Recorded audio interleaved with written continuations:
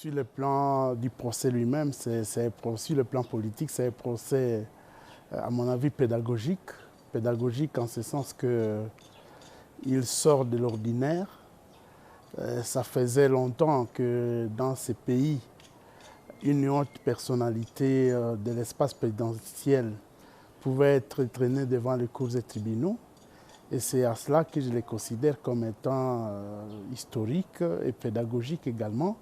Parce que pédagogiquement, il a, n'est-ce pas, il a le devoir ou il a le sens de vouloir montrer que les grands et les petits peuvent tous être soumis devant les juridictions judiciaires. Et c'est peut-être un début de ce qu'on appelle régulièrement état de droit, même si ce n'est pas encore suffisant. Et sur le plan de la procédure aussi, j'estime que c'est un procès qui répond aux règles de l'art jusque-là, parce qu'une chose, ça a été de pouvoir inviter l'ancien directeur du cabinet du chef de l'État devant le parquet. Et après l'avoir invité, finalement, il s'est présenté et on a commencé à comprendre de quoi il s'agissait. On l'a retenu de façon provisoire et finalement, on a déféré le dossier, on l'a transmis devant le tribunal qui est en train de l'instruire. Et lors de la première audience, j'ai eu l'impression que la procédure a été respectée parce qu'il fallait d'abord identifier les témoins, c'est ce qui a été, disons, les parties, et c'est ce qui a été fait. Et la parole a été accordée aux différents avocats des personnes accusées. Et ils ont même introduit des demandes de liberté provisoire, mais ça s'est soldé par un refus. Et c'est pourquoi je dis que sur le plan de la procédure, jusque-là, ça respecte les règles de l'art. Alors, ce procès fragilise-t-il les considérations de pouvoir de la République? Bon, je pense plutôt que ce procès a tendance à montrer que les institutions de la République, les trois pouvoirs, sont capables d'assumer une certaine indépendance. Vous savez, dans la Constitution de la RDC, il est dit clairement que le pouvoir exécutif, le pouvoir judiciaire et le pouvoir législatif doivent pouvoir être indépendants. Mais on a toujours eu l'impression qu'à pareille situation, cette indépendance est tout simplement théorique. Mais cette fois-là, avec ce procès, on s'est dit que finalement, il y a une certaine indépendance parce que le pouvoir judiciaire a les mains libres pour pouvoir, n'est-ce pas, s'occuper des dossiers de quelqu'un qui est hautement placé, qui était dans l'espace donc présidentiel, dans les périmètres du pouvoir. Et c'est pourquoi je me dis que c'est plutôt c'est un procès qui sonne en fait le début d'une certaine indépendance. C'est donc un indicateur que les institutions, les trois pouvoirs, peuvent à un certain moment être indépendants, même si l'indépendance dont on parle est toujours restée presque théorique dans les pays à faible culture démocratique comme la République démocratique du Congo. Oui. Alors, quels sont les scénarios possibles que vous entrevoyez?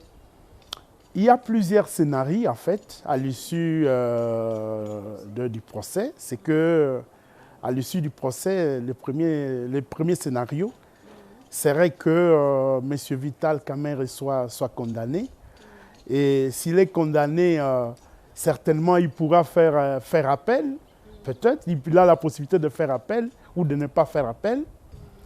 Et politiquement, ça c'est sur le plan du droit, mais politiquement, il y aura aussi des incidences liées à ces premiers scénarios de la condamnation.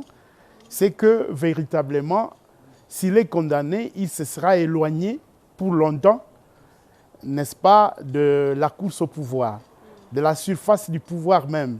Parce que déjà, il est en train de s'y éloigner. Vous avez suivi qu'on l'a déchu de ses fonctions, on l'a remplacé par un intérimaire. Et donc, ça va vraiment l'écarter de la compétition politique électorale.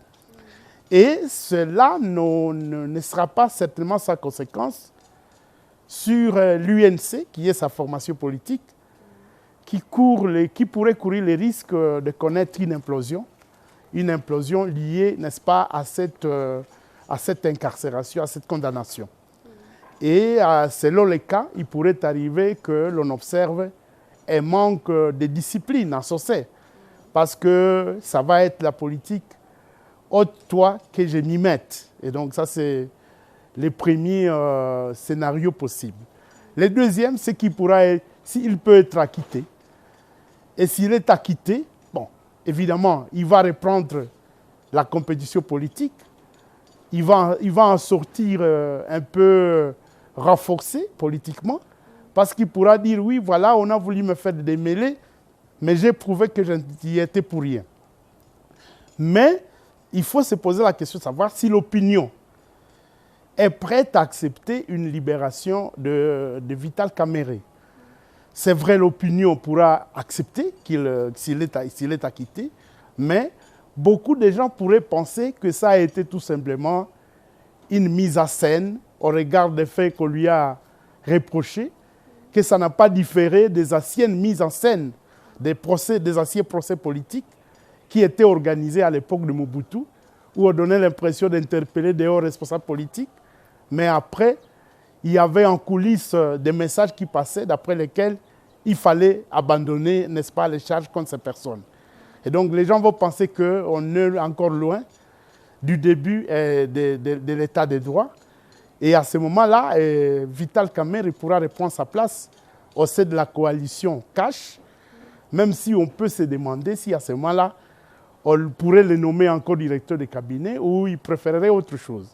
Mais le troisième, mais quand bien même il serait libéré, et là je fais allusion au troisième scénario, c'est que pour lui, je ne sais pas comment il pourra comprendre, comment il pourra accepter ce qui s'est passé, parce que lorsqu'on voit un peu la communication, c'est aussi la manière dont on se présente.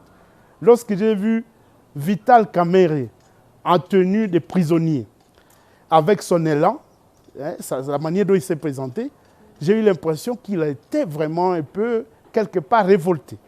Révolté, même à travers son argumentaire, on sentait une certaine nervosité, une certaine arrogance même, et je ne sais pas s'il pourrait être accepté, de conjuguer de la même manière avec son allié, qui est en fait le président Félix et l'UDPS. À mon avis, les relations se seraient quand même un peu détériorées. Il va se dire, écoutez, j'ai subi une humiliation, je dois pouvoir m'affirmer, je dois pouvoir me venger, ce qui est possible, mais il pourrait arriver également aussi, ce n'est pas exclu, que les deux personnalités se réconcilient. Mais telles que les choses sont en train de se passer, j'ai comme l'impression, je suis tenté de croire que l'on est parti pour quand même une grande crise entre l'UDPS et l'UNC, parce que même lorsqu'on a dit que l'intérimaire n'était pas de l'UNC, il y a eu beaucoup de voix qui se sont levées de la part, dans les camps de l'UNC pour dénoncer un peu cette façon de faire du président. Et donc, je suis tenté de dire que ça ne va pas se passer sans casse, quelle que soit l'issue à fait du procès. En tant qu'observateur ici, quelle leçon pouvons-nous tirer de ce procès? La leçon qu'on peut tirer, c'est une leçon de sciences politiques, c'est que en fait, les alliances se font et se défont. Alors que Vital Kamerhe s'embrassait, et il y a des images où les deux hommes s'embrassaient, ils souriaient, ils s'appelaient l'un l'autre beau-frère, alors qu'ils ont battu campagne ensemble, voilà que, chemin faisant, ils sont confrontés à une grande crise. Et donc, où ils ne se soutiennent pas. C'est que finalement, en politique, c'est aussi une autre leçon, c'est que ce sont les intérêts qui comptent.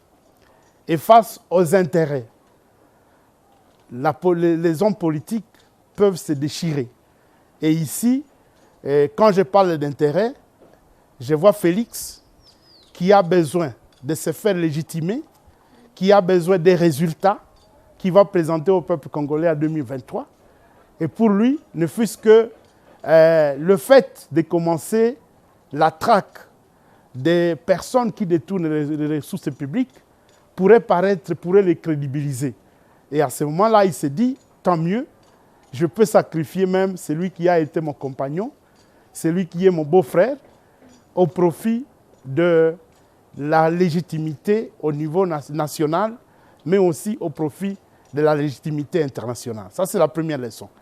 Mais la deuxième, c'est que finalement, si on rentre dans la pratique d'un état de droit, nul n'est au-dessus de la loi.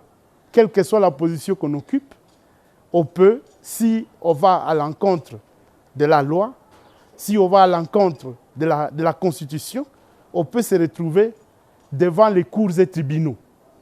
Ça, c'est une leçon vraiment de la punition sans complaisance, qui est en fait un des indicateurs de ce qu'on appelle état de droit. Et c'est ce qui a toujours manqué en ce qui concerne les pays africains, dont la République démocratique du Congo, où les hommes politiques ont une conception néo-patrimoniale du pouvoir, où ils confondent, n'est-ce pas, les ressources publiques à leur poche privée. Mais la troisième leçon, c'est que finalement aussi, l'opinion sait apprécier à sa juste valeur ce qui se passe entre les hommes politiques. Et je suis tenté de penser que et c'est cette culture-là qui a toujours manqué n'est-ce pas, sur la scène politique congolaise, en fait. Oui. Et aussi, jusque-là, même si ce n'est pas rien n'est fait encore, beaucoup de choses restent à faire, je voulais dire, en fait, parce qu'il n'y a pas encore de jugement. Mais une autre leçon, c'est que je constate quand même que, malgré cette crise, on n'a pas assisté jusque-là à des démissions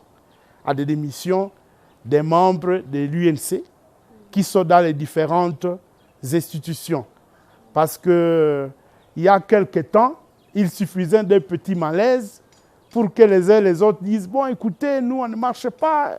Ça veut dire, quand vous avez touché à celui-là, nous... » Parce que la plupart des partis politiques sont liés à des personnes. Donc, les partis politiques étant, pour la plupart des fois, considérés comme, en fait, des entreprises privées qui tournent autour des leaders charismatiques.